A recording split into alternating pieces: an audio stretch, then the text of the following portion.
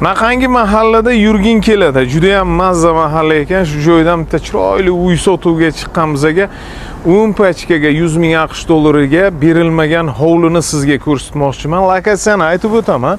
Bolo House masjidi yo bo'lmasam Arqo'rg'onidan shundoqqina Uglovoyga kelaverishda Qo'sh madrasa ro'parasi. Assalomu alaykum YouTube kanalimiz a'zolari.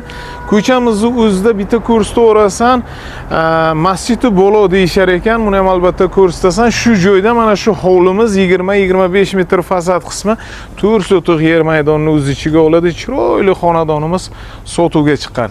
Bir boshdan ko'rsataveramiz. Ozodjon kelaverasan, mana shu joyda shu ko'rinishdagi hovlimiz istasangiz, Gasinsa yo'nalishida bo'lgan tanishinglarga yuborib qo'yasiz. Juda ham chiroyli hovli. Hozirda yashash sharoiti juda ham go'zal.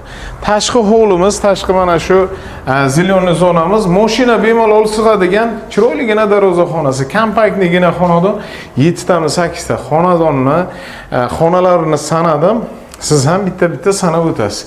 Kiraverishdan sanuzullar uchun ajratilgan joyi hamda ovqatlanish sharoitiga ega bo'lgan kuxnyasi mavjud.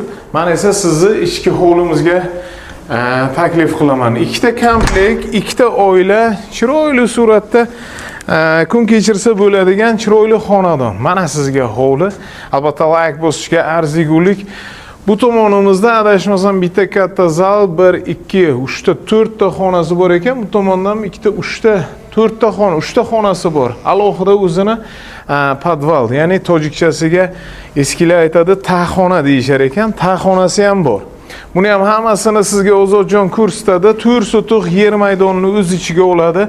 O'zlarining aytishlari bo'yicha aka qo'shnimiz kelganida 95 ming AQSh dollari taklif qilib, men shu uyimizni bermadim degan gaplarni qildilar. Sizga esa chiroyli suratda narxga olib kelib qo'yaman.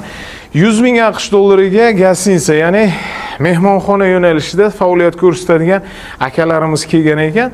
Shu joyimizni berilmagan ekan. 115 ming, 118 ming chiqaraymi degan joyiga, aka 118 ming shu uyimni chiqaring, savdolashib beraman degan gaplarni qildilar. Hozirda yashash sharoiti chiroyli suratda bor, kelsangiz o'zingiz guvohi bo'lasiz.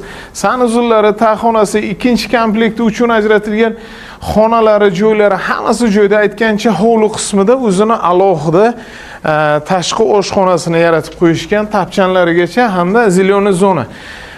Demoqchimanki, zamoniga bir chiroyli taftli xonadon bo'lgan. Hozirda ham o'zi o'sha taftini yo'qotmagan. Kelsangiz yashash sharoiti bemalol maza qilib yashasangiz ham aytgancha shu holatiga olib turib, kelasi yilga falon pulga sotsangiz ham sizga chiroyli suratda daromad olib keladi. Joyiga semiradigan biznes demoqchimanki, ko'pgina mana shu qadimiy obidalar orasiga eski shahar boshlanishi, juda ham chiroyli joy, Uglovoy, Buxoro shahar, kelsangiz guvohi bo'lasiz. Yaxshigina xonadon sizga tavsiya qilyapman. Gasinsa yo'nalishiga yuradigan akalarimizga albatta tanishinglarga jo'natib qo'yasiz. Bunaqangi suratdagi imoratlarimiz joy juda qimmat. Olexdan ko'rib turibman. Joyini o'zi yeri narxi 20-25 ming atrofida yurib turibdi. Sotiladigan joyi o'zi yo'q. Aylanib turibman mahallani.